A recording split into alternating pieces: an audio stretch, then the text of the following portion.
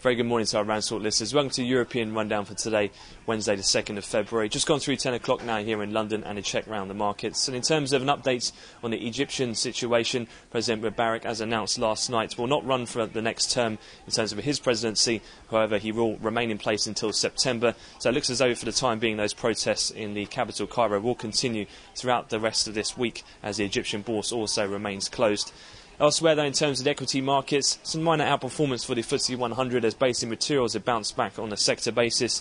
Pretty flat, though, in the core European equity markets. Nevertheless, though, fixed income is seen slightly higher. T-notes were up overnight. Bit of attention paid to some comments from Fed's Honig, who spoke around 8 p.m. London time yesterday evening, who, although hawkish in his own tone, did say that he cannot speak for the other members, who did say if the economy was to falter, they may well vote for another increase in their quantitative easing programme at the Fed.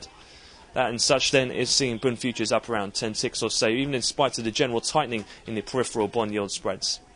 Elsewhere, taking a look in terms of what we have seen this morning, economic data from the UK. Following on from the strength that we had in the manufacturing PMI yesterday, the construction numbers also starkly exceeded expectations and caused around a 40 pips spike high in cable. That coupled with hawkish comments from the likes of Bank of England member Charlie Bean and also Sentance in the City AM this morning has meant that cable has now reclaimed the 162 handle, a 3-month high earlier this morning.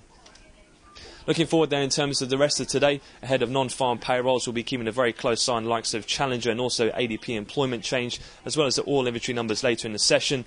And then in terms of fixed income, we have T-bill sales coming from Portugal within the next hour, of which we'll be keeping a close eye on the yields there. And also as well from the Treasury in the US, we have a 3, 10 and 30-year quarterly note refunding announcement as well during the session. That concludes the opening European morning wrap. We'll have another update at the European cash equity close. So for the time being, I wish you all a great trading day.